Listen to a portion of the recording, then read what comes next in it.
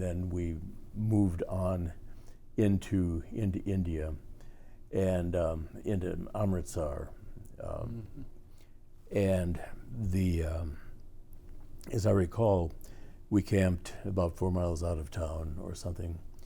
And I remember coming in, we came in very early in the morning. In part, it seemed that, especially in India perhaps, the people seem to get up at 4 o'clock in the morning and go to work or something. That's right. They started moving early. Yeah. So there was Earlier than no we did. point in sticking around sleeping in. And so I went down and they had these little kiosks down by the Sikh temple. And I remember asking, I was asked what I'd like, and I said, well, what would you normally have? What would be a typical Indian breakfast? And he said, well, I normally have cornflakes. And I thought, this is just absurd. This is India. And I said, well, do you have something like, curried eggs or something? He said, no, how do you make them?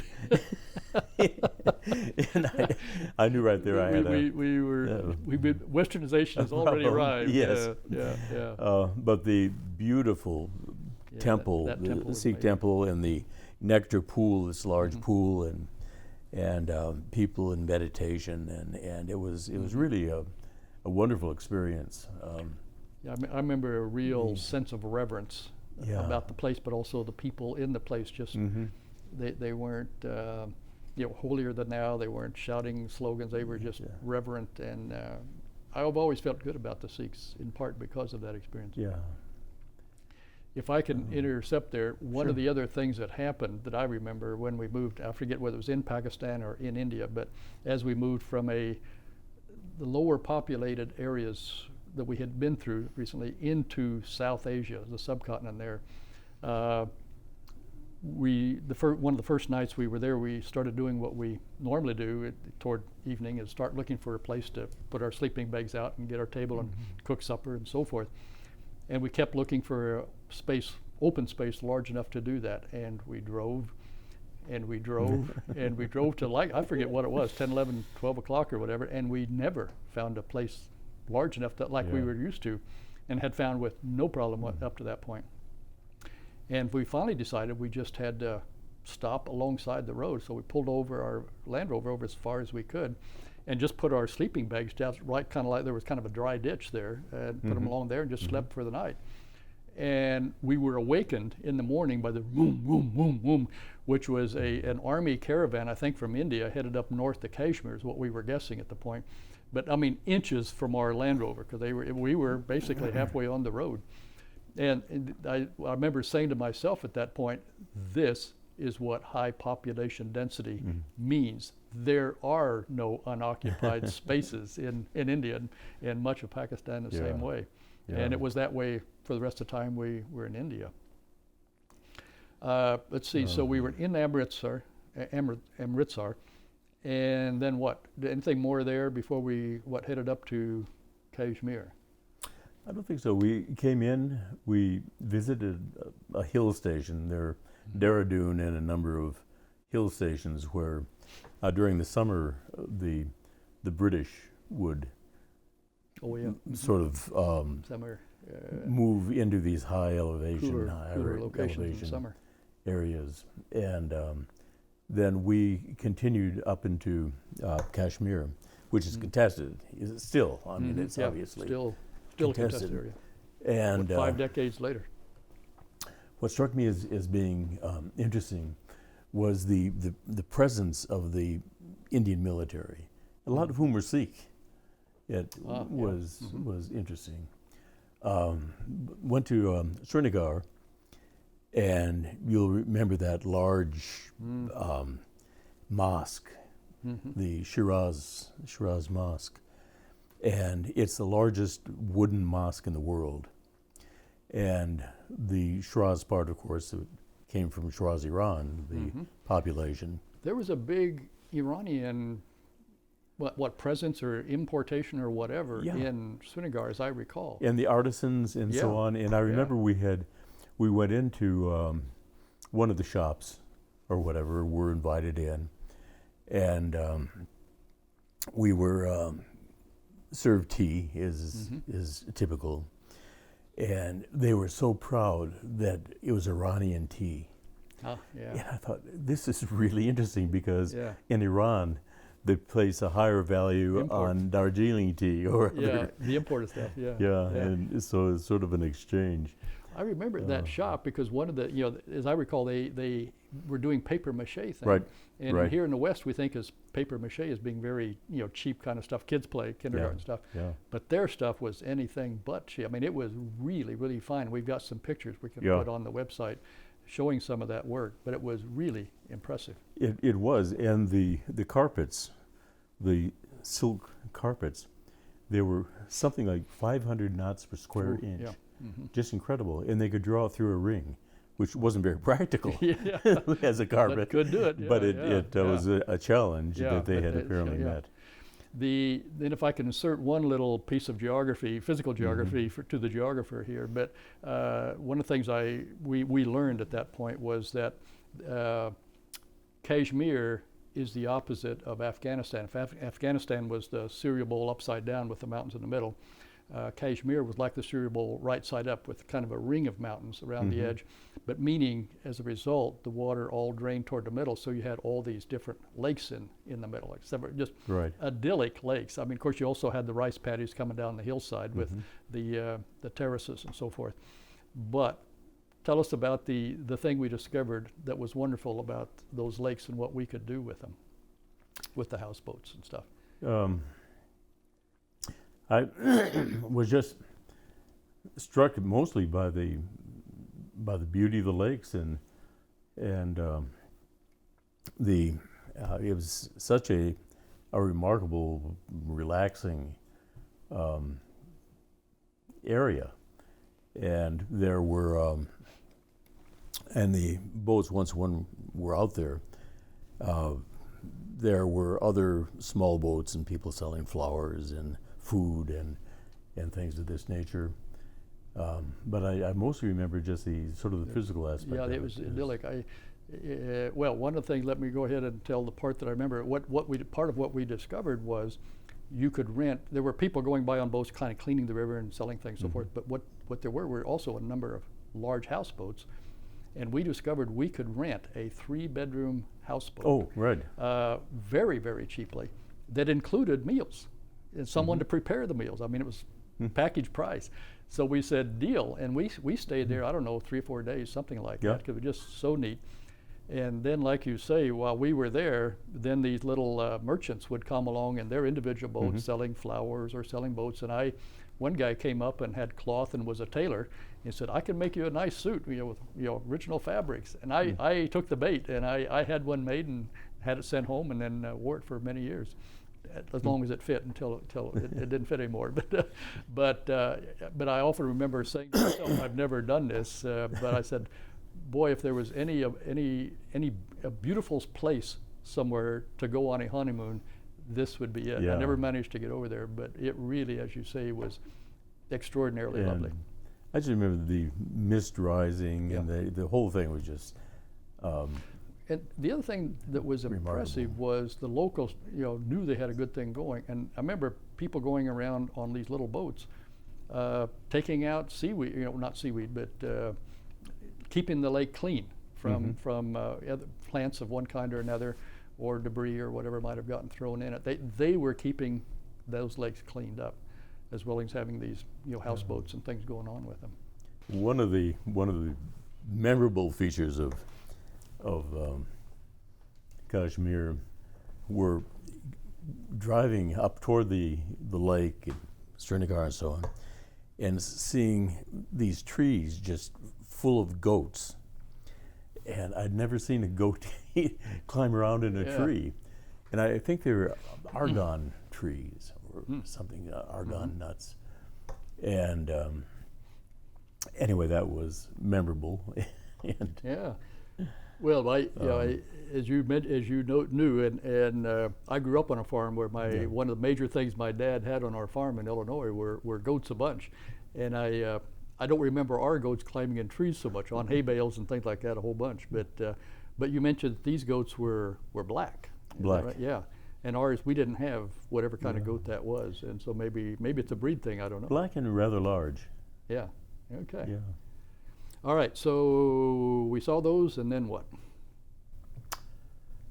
I think from there we traveled back in toward Delhi, New Delhi, and the Taj Mahal and the Red Fort and the various features of sort of central India. Yeah. It was, as you indicated, a very crowded country. Yeah. And eventually went down further to the south and along the coast of the Arabian Sea and to Bombay, which is now Mumbai. Yeah. Well, the kind of two major memories I have of the New Delhi part of that trip. First was, of course, the Taj Mahal. Almost everybody in the world who has looked outside our borders has heard about and seen pictures of the Taj Mahal. So one of my big questions was, is it as beautiful as it's made out to be in all the travel posters? And we got there, and it was. I mean, if anything, even more impressive once you got up close to it, and just the size of it, and the beauty of the stone, and the way that it was laid out, and as well as the setting and everything like that. It truly was. It truly deserves that sort of world classic piece of architecture status that it has. Really is a remarkable feature. Yeah. And designed, if I'm remembering right, by a Persian architect. Is that right? Am I remembering that right? I think so. We keep coming back to these Persian connections and things around the world. Mughal, and speak of the Mughal gardens and so on, but the Mughals came from, they would have been basically Persian speaking. The second major memory I had that happened in New Delhi was we met a family that sort of took us under their wing for a few days, as happens so often on our trip. But this one was of interest because they were members of the Jain religion who were vegetarians. And I didn't know much about vegetarianism at that time, but they'd invited us to a picnic that would be a vegetarian picnic. And I was thinking to myself, how in the world do you do a picnic with just vegetables? You've got to have all these fun meats that we typically have. But what we discovered, in addition to other kind of vegetables, there were about 5 to 6 to 7 kinds of bread, different kinds of bread, different flavors, 5 to 7 kinds of potatoes, each with all the different flavors. And it turns out you really can make eating interesting just with vegetables if you know how to do it. And they knew how to do it. They definitely. So that was an eye-opening experience for me. And they were the respect for life of the Jains. Very much. Reverence for life. Quite literally not injure an insect. They don't mosquitoes. They don't shoo them off, but they don't kill them. Yeah. Very interesting group. We also visited our former Peace Corps director there, and you remember Bill was Cousin, I think it was a year or something after we'd left. And he had gone to Baroda with the American Friends Service Committee, and it was called an Urban Community Development Project. And if I might just insert a comment before you continue with that story, just about Bill Cousins. I mean, he was the director of our Peace Corps program. We had association with some other groups in Iran, but everybody essentially in our as the Peace Corps volunteers just had the highest regard for Bill Cousins. He was so thoughtful, so intelligent, had been working at social change and individual change for so long. He really knew so many of the nuances and helped us learn them that we just had extraordinarily high, well-deserved regard for him. He was an amazing person, and he had a doctorate from Yale in sociology, and was everything that you just mentioned. And one of the things, because he was so well spoken and so on, one of the things that he found frustrating was because he was also black. Yeah. He kept being invited to Rotary and so on to speak. Yeah. We need a black person. Yeah. Right. Yeah. And he sort of felt uncomfortable in representing that segment of the population. Anyway, we went to Baroda and said, well, Bill, tell us about what you've done. And he said, well, I've just listened for a year. I just listened to people. And some of his stories were just fascinating. One was he had gone to some sort of a center where people were practicing yoga and so on, but levitation, and he said it was incredible. Some people were sort of levitated and some were kind of bouncing, and Bill wouldn't make this sort of thing up. Yeah, he's not a speculator like that. I mean, if he said he saw it, he saw it. Yeah. I thought this was amazing. Yeah. And there were these different interpretations of Christianity in the Christian community there, and it was the whole thing was just so interesting. But what was interesting to me was all of a sudden began wondering about string theory and physics or different, how can that actually happen? And find I think that many of the things we thought were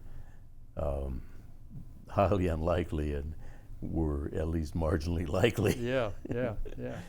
Well, I might ought to pick up with one more story that takes us back to New Delhi, but before we went down to see Bill, but that is a transition to the other parts of our trip, and that is about the letters that I got when I was in New Delhi here.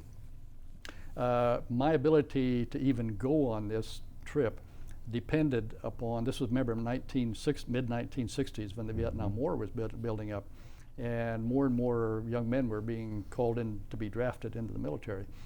And when you finish the Peace Corps, you aren't going to be drafted while you're in the Peace Corps, but when you finish, you go back to whatever your status was. Well, Willard had already been in the Army, military. You were a Quaker and a legitimate conscientious objector. I was the one who was eligible for 1A and being drafted, and I had to get a deferment from my draft agency back in Effingham County in Illinois. And with Willard's help and my dad's help, they gave me that draft deferment for 9 months with an option to renew it. And I'd kept them informed about how educational this trip was. And shortly before we got to India, I had applied for the renewal of that to finish out the trip. And told them to send their response to New Delhi at the embassy office for me to pick up. Well, when we got there, we went to check our mail, and I had 2 letters from my draft board. So I anxiously opened the first one, and it basically said, well, it sounds like your trip really has been educational, and you've requested an extension of that, so it sounds good. Go ahead and enjoy your trip and let us know when you get back home. I said, that's great. What's this? But what's the second letter? Well, I opened the second letter, and it was dated a couple weeks later, and they said, well, we hate to tell you this, but our draft numbers have continued to go up, and I'm afraid we're going to have to take back an extension you had. We've had to classify you 1A. And by the way, you have already been drafted.